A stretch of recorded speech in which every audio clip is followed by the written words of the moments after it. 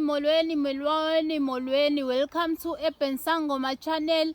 Ngiyacela ukuthi mawungakazi usubscribe kuyona i-channel yami, usubscribe kuyona khona uzobona okunye ngizokufaka okulandelayo. Njengamanje ngizonitshengisa isihlahla ekuthiwa umhlandlothi noma abanye bathi Skhukukazi esimatshwele. Lesi sihlahla ke siyakhula sinabe sisabalale.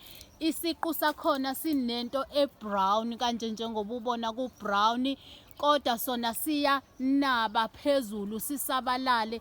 Abanye bathi Mgadankawu noma umhlandlothi noma Skhukukazi esimatshwele. Njengoba kuthiwa iskhukukazi esimatshwele, bokuthi nina nenza ibhande lempi, ibhande lokulwa, siyangena lesihlahla kodwa siyahambisana nezinye izihlahla ezihambisana naso, noma unesichitho nakhona sihambisana nezimpande zesichitho ezihambisanayo naso.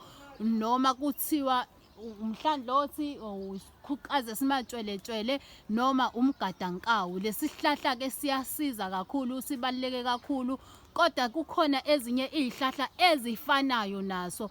Umehluko walezo izihlahla, zona ziyathela njengalesi esinye nje okuthiwa lesi esemali lucky bean, naso sicishe sifane nezinye kucishe kufane kodwa akufani. Umhlandlothi ubonakala kakhulu ngokuthi iy'nkawu ziyathanda ukuthi zihlale kusona lesi sihlahla.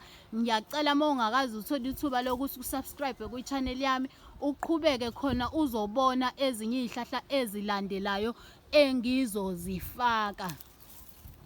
Nasi lesi sihlahla lesi, mese uhlebulile simhloshana ngaphakathi, umhlandlothi noma Skhukukazi esimatshwele noma Mgadankawu, ngoba iy'nkawu ziyasithanda lesi sihlahla, ziyahlala kusona kodwa siyasiza kakhulu. Ngiyabonga uNkulunkulu anibusise, anigcine emakhaya leni khona.